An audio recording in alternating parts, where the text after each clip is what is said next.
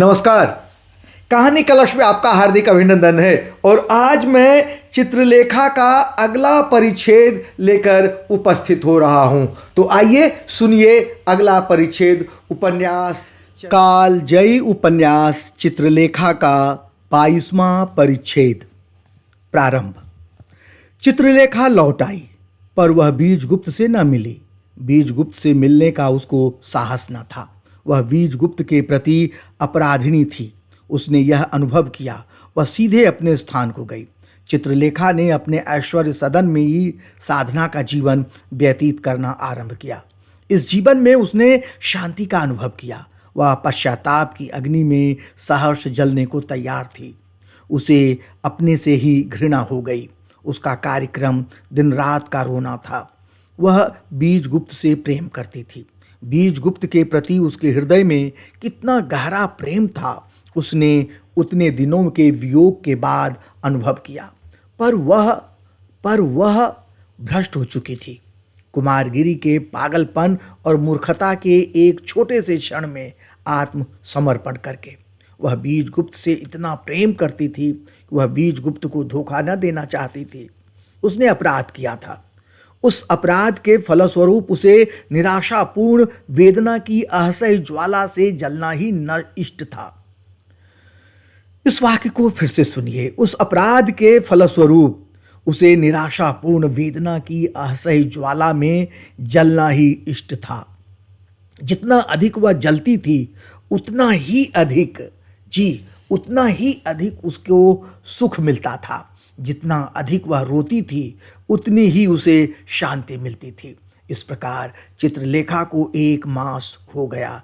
एक दिन वह बैठी हुई रो रही थी कि दासी ने उसको सूचना दी, आर्य श्वेतांक आपसे मिलना चाहते हैं। वह चौंक कर उठ खड़ी हुई। क्या बीजगुप्त ने उसे बुलाया है? कहाँ से है? मैं चलती हूँ। श्वेतांक अतिथि भवन में बैठा हुआ चित्रलेखा की प्रतीक्षा कर रहा था। चित्रलेखा को देखकर उसे आश्चर्य हुआ। वह पीली पड़ गई थी। उसका सौंदर्य विकृत हो गया था। वह पहचानी तक नहीं जाती थी। देवी, तुम्हारी यह क्या हालत है? अच्छी तो हूँ, इतना कहकर चित्रलेखा बैठ गई। थोड़ी देर तक दोनों मौन रहे। चित्रलेखा ने पूछा, आर्य बीजगुप्त तो कुशल पूर्वक हैं? श्वेतांक के मुख पर दुख की एक हल्की सी रेखा दौड़ गई। हाँ, आर्य बीजगुप्त अच्छी तरह से हैं, पर उनमें बहुत बड़ा परिवर्तन हो गया है। परिवर्तन हो गया है? चित्रलेखा का कौतूहल बढ़ गया। कैसा परिवर्तन? क्या उन्होंने विवाह कर लिया है? एक रूखी मुस्कुराहट के साथ श्वेतांक ने कहा, नहीं, उन्होंने विवाह नहीं किया है। विवाह तो मैं करने जा रहा हूँ। सामंत मृत्युंजय की कन्या यशोधरा से मेरा विवाह होने वाला है। उसी में निमंत्रित करने के लिए मैं आया हूँ। पर आर्य बीजगुप्त ने एक बड़ा त्याग किया है। वे देवता हैं। सामंत मृत्युंजय मुझसे अपनी कन्या का विवाह नहीं करना चाहते थे क्योंकि मैं निर्धन था। आज बीजगुप्त ने अपनी पदवी तथा सारी संपत्ति मुझे दान कर दी है। वे पाटलिपुत्र छोड़कर बाहर जाने वाले हैं। केवल मेरे विवाह के लिए ही वे रुके हैं। चित्रलेखा का हृदय धड़कने लगा। उसकी आंखों में आंसू भर आए। क्या बीजगुप्त ने इतना कर डाला? श्वेतांक, जानते हो, यह एक बड़ा त्याग है और इस सब की जड़ मैं हूँ। फिर भी आर्य श्वेतांक, तुम्हें बधाई है। तुम्हारा विवाह कब है? अगले सप्ताह रविवार के दिन विवाह कार्य संपन्न होगा। चंद्रवार को प्रीति भोज है। उसमें सम्राट तथा राज्य के कर्मचारी और सामंत आवेंगे। देवी, प्रीति भोज में तुम्हारी उपस्थिति आवश्यक है। चित्रलेखा ने कहा, श्वेतांक, मुझे क्षमा करो। मैं किसी दूसरे दिन आऊंगी, पर प्रीति भोज में न आ सकूंगी। मैंने एक दूसरा ही जीवन अपना लिया है। उस उत्सव में मेरा जाना उचित नहीं है। देवी चित्रलेखा, तुम मुझे भाई कह चुकी हो। यह मेरा अनुरोध है।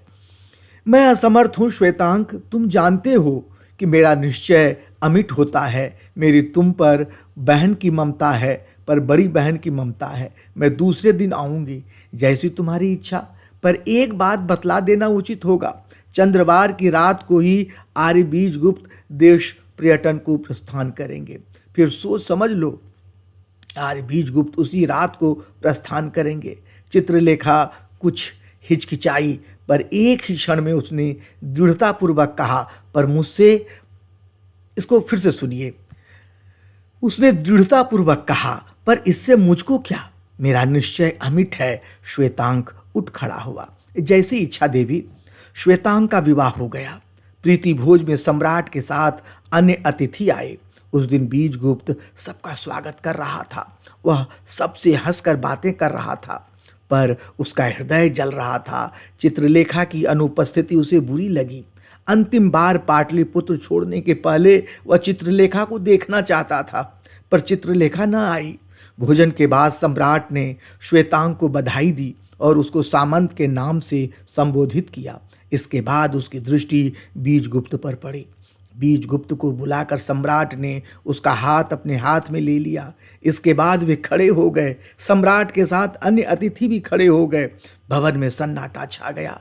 सम्राट ने आरंभ किया, बीजगुप्त, तुम एक महान आत्मा हो। तुमने असंभव को संभव कर दिखाया। तुम मनुष्य नहीं हो, तुम देवता हो। आज भारतवर्ष का सम्राट चंद्रगुप्त मौर्य तुम्हारे सामने मस्तक नवाता है। इतना कहकर सम्राट चंद्रगुप्त ने बीजगुप्त के सामने सिर झुका दिया। जितने अतिथि वहां पर खड़े थे, सबके सिर एक साथ ही झुक गए। स्त्रियों के बीच से हिचकियों के साथ एक दवा रुदन फूट पड़ा। बीजगुप्त ने सम्राट के सामने झुककर कहा, महाराज, मैं इस आदर के सर्वथा अयोग्य हूं। आज मैं देश पर्यटन के लिए जा रहा हूं। एक भिखारी की भांति आप मुझे अपना आशीर्वाद दें और विदा करें। इतना कहकर बीजगुप्त द्वार की ओर बढ़ा। अतिथि दोनों ओर एक पंक्ति बनाकर खड़े थे। उसके बीच से बीजगुप्त चला। बीजगुप्त के मुख पर एक दैवी मुस्कुराहट थी। अतिथियों ने उसमें एक तेज देखा। वृद्ध से लेकर बालक तक हाथ जोड़कर खड़े हो गए थे। बीजगुप्त वैभव तथा शक्ति के उस जमघट में से शांति और त्याग की गुरुता के साथ निकल गया। बाहर बीजगुप्त के सेवक खड़े थे। बीजगुप्त को देखते ही वे रोने लगे। बीजगुप्त एक क्षण के लिए रुका। उसने प्रत्येक व्यक्ति को देखा। इसके बाद उसने कहा, तुम श्वेतांक को मेरे ही समान समझना और तुम मुझे भूलने का प्रयत्न करना। सेवक और जोर से रहने लगे। कुछ लोगों ने एक साथ ही कहा, हम आपके साथ चलेंगे। बीजगुप्त ने गंभीर स्वर में कहा, क्या कहा? मेरी आज्ञा है कि तुम यहां पर रहो, कोई भी व्यक्ति यहां से न चले। लोग सहम कर पीछे हट गए। बीजगुप्त चल दिया। अर्धरात्रि बीत चुकी थी। नगर में सर्वथा शांति छाई हुई थी। बीजगुप्त धीमी चाल से बढ़ता ही गया। एक भिखारी की भांति वह पैदल जा रहा था। उसके शरीर पर साधारण व्यक्ति के से वस्त्र थे और उसके पास संबल रूप चांदी की कुछ मुद्राएं थीं। बीजगुप्त को पैरों की आहट सुनाई दी। धीरे धीरे वह आहट बढ़ती ही जाती थी। बीजगुप्त ने पीछे फिरकर देखा। अंधकार में उसे कुछ दिखाई न दिया। वह और आगे बढ़ा। पदध्वनि बढ़ती ही गई। उस अंधकार से बीजगुप्त की दृष्टि में एक कपड़े से ढकी हुई मूर्ति ने प्रवेश किया। मेरे देवता! बीजगुप्त के पैर रुक गए। उसने पूछा, तुम कौन? मेरे देवता, मुझे क्षमा करो।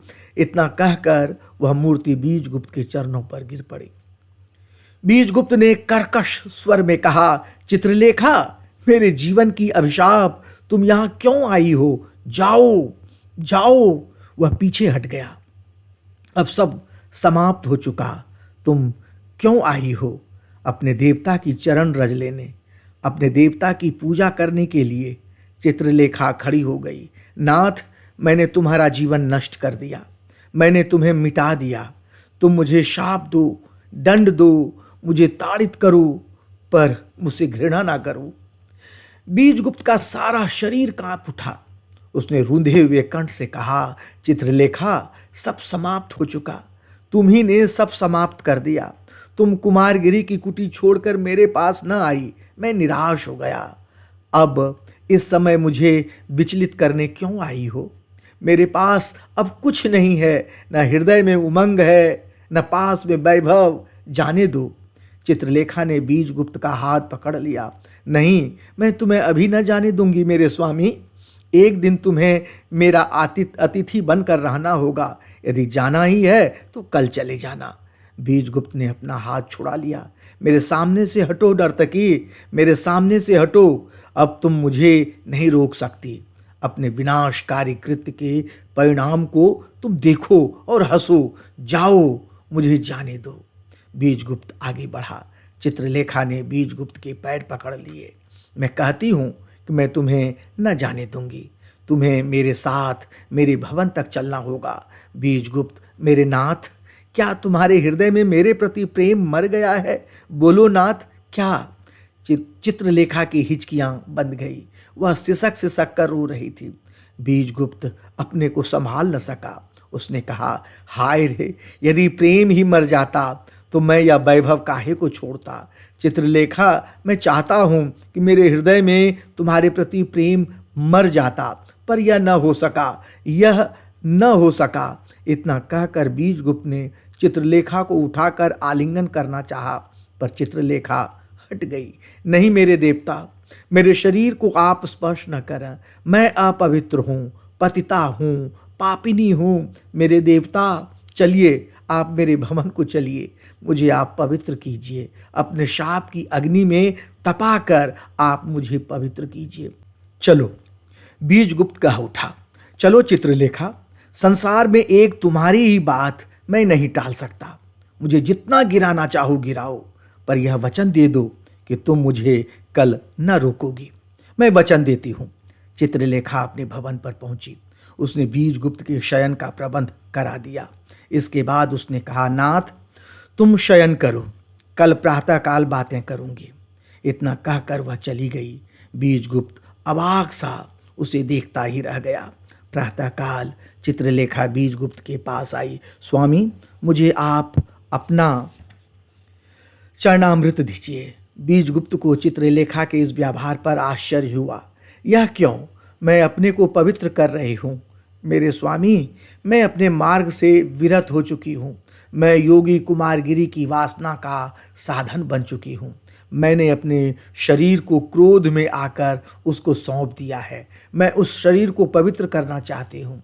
चित्रलेखा ने अपनी सारी कथा बीजगुप्त को सुना दी। अब आप समझ सकते हैं स्वामी कि मैं आपके पास क्यों नहीं आई। आप मुझे क्षमा करें। केवल इतनी सी बात थी? बीजगुप्त हंस पड़ा। चित्रलेखा, तुमने बहुत बड़ी भूल की। तुमने मुझे समझने में भ्रम किया। तुम मुझसे क्षमा मांगती हो चित्रलेखा? प्रेम स्वयं एक त्याग है, विस्मृति है, तन्मयता है। प्रेम के प्रांगण में कोई अपराध ही नहीं होता, फिर क्षमा कैसी? फिर भी यदि तुम कहलाना चाहती हो, इस वाक्य को फिर से सुनिए, फिर भी यदि तुम कहलाना ही चाहती हो तो मैं कह देता हूं, मैं तुम्हें क्षमा करता हूं। चित्रलेखा बीजगुप्त का चरण पकड़कर बोली, नाथ, तो फिर तुम मुझे स्वीकार करो। यह किस प्रकार संभव है? देवी चित्रलेखा, यह किस प्रकार संभव है? मैं भिखारी हूं, मैं वैभव त्याग चुका हूं। अब यह किस प्रकार संभव है? नाथ, मेरे पास अतुल धन राशि है। मैं तुम्हारी हूं, मेरा धन तुम्हारा है, फिर तुम निर्धन कैसे? फिर तुम अपने को भिखारी क्यों कहते हो? तुम्हारी संपत्ति, तुम्हारी धनराशि, यह मेरे काम की नहीं है। मैंने वैभव छोड़ा है, उसे अपनाने के लिए नहीं, उसे सदा के लिए छोड़ने के लिए। मैं तुम्हें भी एक भिखारिणी के रूप में स्वीकार कर सकता हूं। चित्रलेखा कह उठी, उठकर खड़ी हुई। तो फिर ऐसा ही हो संसार में, हम दोनों भिखारी बनकर निकल पड़े। प्रेम और केवल प्रेम हमारा आधार हो। मेरे देवता, मैं अपनी संपत्ति आज ही दान किए देती हूँ। रात में हम दोनों ही अथाह संसार में प्रेम की नौका पर बैठकर निकल चलें। चित्रलेखा का मुखमंडल चमक उठा। उसके नयनों में एक प्रकार की ज्योति आ गई। उसकी आत्मा प्रकाशवान हो उठी। बीजगुप्त ने चित्रलेखा का चुम्बन ले लिया। हम दोनों कितने सुखी हैं, हम दोनों कितने सुखी हैं। और अगले वीडियो में मैं इस उपन्यास का उपसंहार सुनाऊंगा। यह धारावाहिक रूप में जो चित्रलेखा उपन्यास सुना रहा हूँ, कैसा लग रहा है मुझे आशा है ज़रूर आपको पसंद आया होगा। तो ज़रूर आप लाइक और सब्सक्राइब कीजिए और कोशिश कीजिए कि दूसरे लोग भी उसे सुने। तब तक के लिए मैं आज्ञा चाहता हूँ। जल्द ही मिलते हैं अगले भाग के साथ। धन्यवाद।